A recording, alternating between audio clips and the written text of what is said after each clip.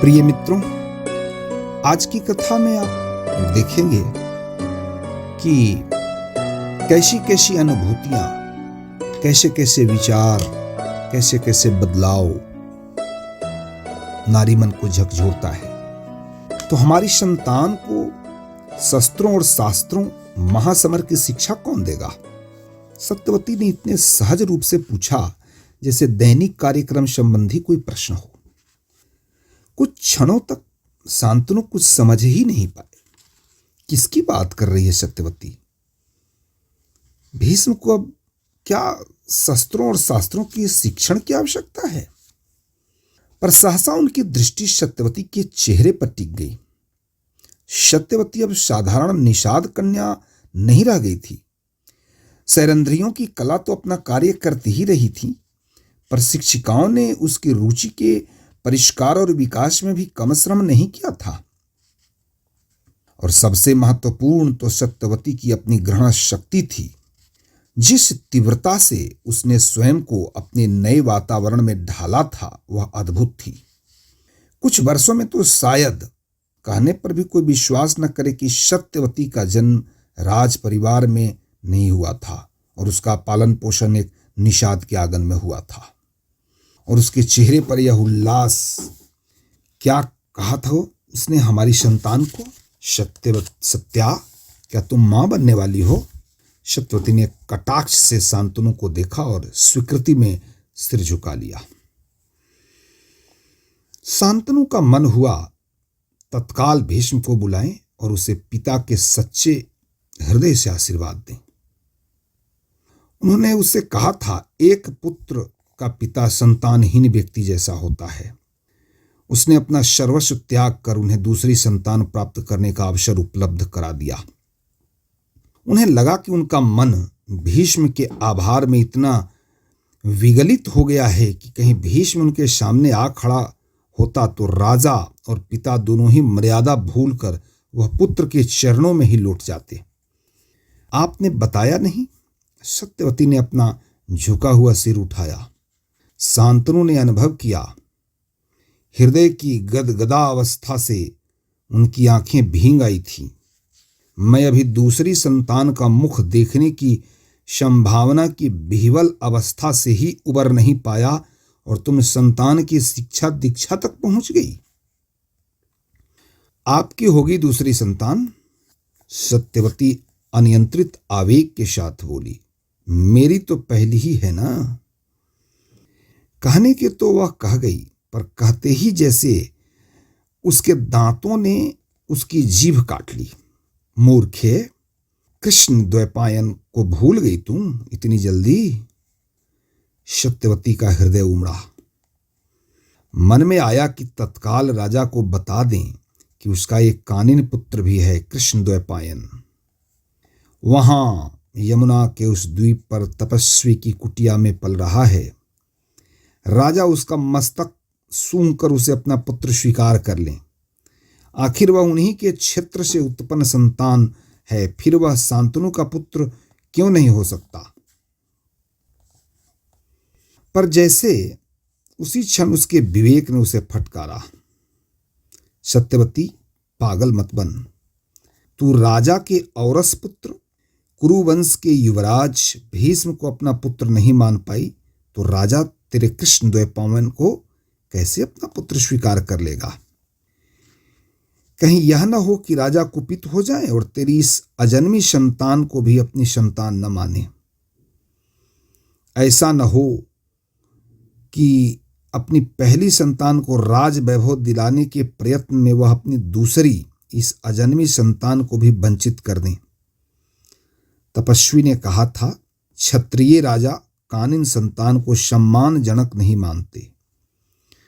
बाबा ने भी संकेत किया था कि वह राजप्रसाद में अपना कानिन संतान की चर्चा न करे। यदि कहीं राजा को संदेह हो गया, और संदेह उसे हो सकता है, राजा लोग इस विषय में तनिक भी उदार नहीं हैं।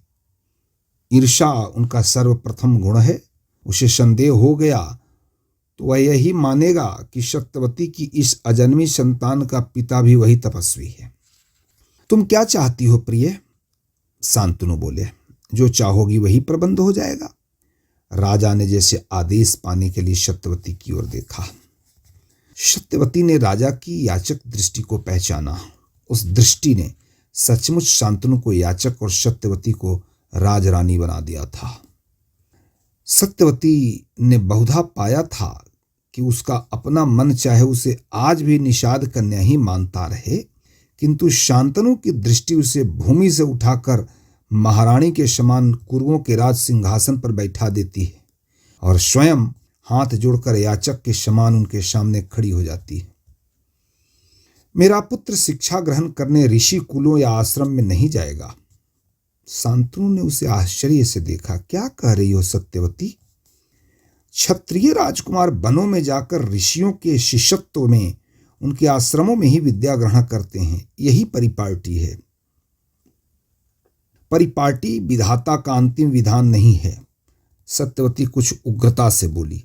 परिपाटी को स्वीकार या अस्वीकार किया जा सकता है, उसका संशोधन किया जा सकता है। हम नई परिपाटी का निर्माण कर सकते हैं। यदि राजकुमार आश्रम तक जा सकता है तो गुरु राजमहल तक भी आ सकता है। मेरा पुत्र आश्रम में नहीं जाएगा। शांतनु ने कुछ रोष और कुछ दुख के साथ सत्यवती की ओर देखा। जब उन्होंने इस निषाद कन्या से विवाह किया था तो उन्होंने सोचा भी नहीं था कि उसके मुख में जिह्वा भी होगी, और आज यह इस प्रकार बोल रही है कि राजा शांतनु को ही जैसे चुप करा देगी। शताब्दियों के अनुभव, चिंतन और प्रयोग के पश्चात सहस्रों ऋषियों ने मिलकर कुछ परिपाटियां स्थापित की हैं, और वह स्वयं अकेली एक ही क्षण में नई परिपाटी बनाने का दंभ कर रही है। नई परिपाटी बनाना तो बहुत बड़ी बात है। वह पुरानी परिपाटी को समझती भी है, या यह निषाद कन्या समझती है कि राजप्रसाद में चरण पड़ जाने से यह संपूर्ण सृष्टि में सबसे अधिक समझदार प्राणी हो गई? यदि ऐसा समझती भी हो तो क्या बड़ी बात है। अज्ञान ही तो अहंकार को स्फीत करता है। तुम अपने पुत्र को आश्रम में नहीं भेजना चाहती? शांतनु जैसे अपने चिंतन के बीच अनायास ही कह गए। किंतु यह तुम्हारे पुत्र के हित में नहीं होगा। अपने पुत्र का हित और अहित मैं अच्छी तरह समझती हूं। सत्यवती का स्वर पर्याप्त आक्रामक था। शांतनु का मन हुआ कि उसे डांट दें। क्या समझती है वह अपने पुत्र का हित और अहित?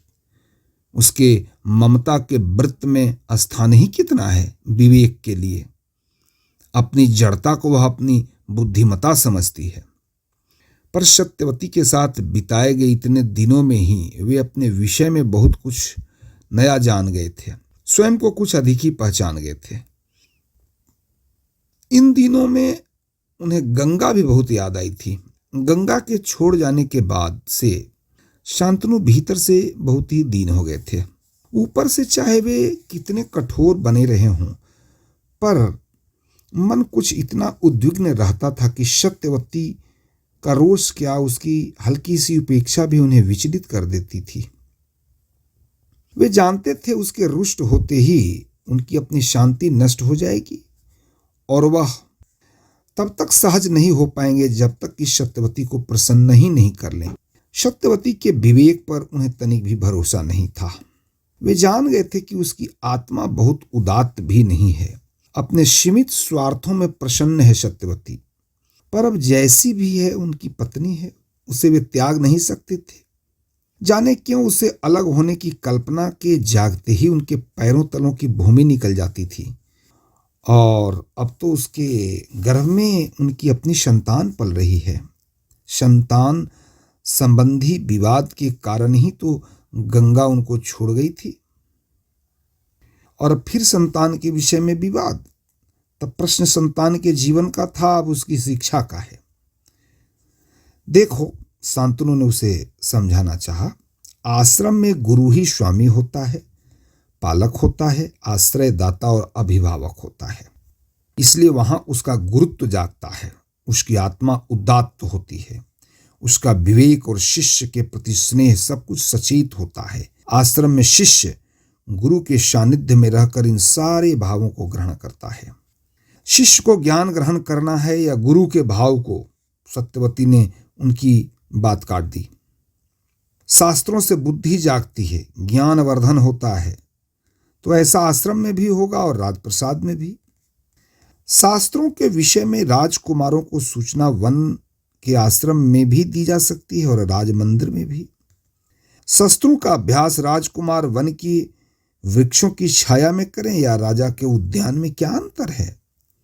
सत्यवती ने बात बदली, और मैं तो चाह ही रही हूं कि मेरे पुत्र गुरु से ज्ञान ग्रहण करते हुए भी यह न भूलें कि स्वामी वही हैं, गुरु से शिक्षा देने वाला राज कर्मचारी भर है। गुरु में उदात्त तत्व जागता है या नहीं मेरे लिए महत्वपूर्ण नहीं है। मेरे लिए तो महत्वपूर्ण यह है कि मेरे पुत्र का शौर्य बढ़ता है, उसमें रजस तत्व जागता है और जानता और मानता है कि वह राजा है, स्वामी है, उसका शस्त्र ज्ञान बढ़ता है, वह अपने शत्रुओं का दमन करने में सफल होता है। सत्यवती शांतनु के स्वर में अधैर्य का आभास होने लगा था।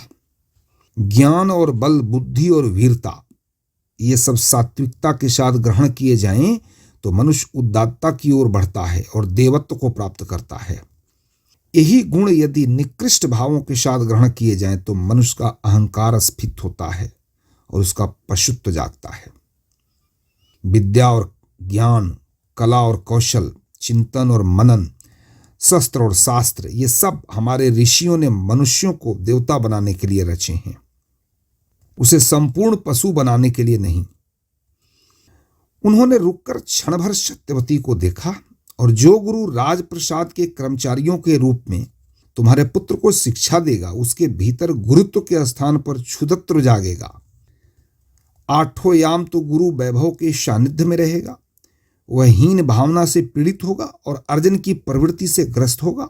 वह अपनी विद्या, ज्ञान, कला, कौशल और बुद्धि का व्यवसाय करना चाहेगा। अपने ज्ञान और क्षमताओं का मुक्त हस्त दान कर अपने शिष्यों को आगे बढ़ता देखकर कृत नहीं होगा।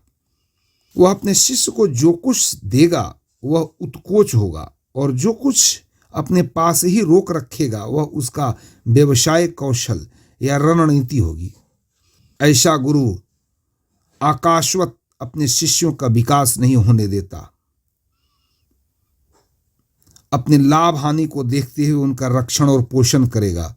वह गुरु नहीं होगा, अधीनस्थ कर्मचारी होगा। वह न्याय अन्याय, विवेक अविवेक, उचित अनुचित, धर्म अधर्म का भेद नहीं करेगा। वह स्वार्थ नीति से परिचालित होगा और वह अनिष्टकारी होगा।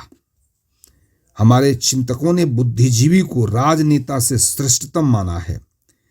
राजा को ऋषि की बुद्धि से परिचालित होना चाहिए, तो ऋषि राजाओं के आदेशों की परिधि में घिरकर चिंतन करता है। वह ज्ञान की नहीं पाखंड की वृद्धि करता है। शांतनु ने रुककर सत्यवती की ओर देखा। उसकी आंखों में उन्होंने अपने लिए तिरस्कार का भाव पाया। उन्हें लगा जैसा सत्यवती ने उनकी बात सुनी ही न हो, सुनी हो तो ग्रहण न की हो। वस्तुतः सत्यवती के मन में तर्क पद्धति नहीं थी, दृढ़बद्ध धारणाएं थी। वह तर्क के मार्ग की यात्रा नहीं करती थी, अपने लक्ष्य पर धारणाओं के बाण चलाती थी। जाने बूढ़ा दासराज इसे किस प्रकार समझाता होगा, पर शायद दासराज की बुद्धि में इसका जो तादात्म्य है वह इन दोनों के चिंतन के साम्य का आधार रहा होगा। आखिर दासराज ने अपनी देख रेख में अपने ढंग से ही तो इसका बौद्धिक विकास किया होगा। तभी तो इन पिता पुत्री को, भीष्म को उसके समस्त अधिकारों से वंचित करते हुए क्षण भर भी नहीं लगा। फिर पिता और पति में भेद होता है। नारी मन कहीं पिता को समर्थन देकर और पति का उल्लंघन कर तुष्टि पाता है। पति ही उसका निकटतम मित्र है और वही उसका घोरतम शत्रु। पति विजयनी नारी हो तो स्वयं को सारे नियमों से मुक्त पाती है। यही गंगा ने किया और वही अब सत्यवती भी करना चाहती है। मित्रों, विचित्र स्थिति है शांतनु की। सोच प्रक्रिया दोनों तरफ से चल रही है। आगे की कथा में हम लोग सुनेंगे कि कैसे इन दोनों के सोच एक आकार लेते हैं। इस कहानी को यहीं विराम देता हूं। धन्यवाद।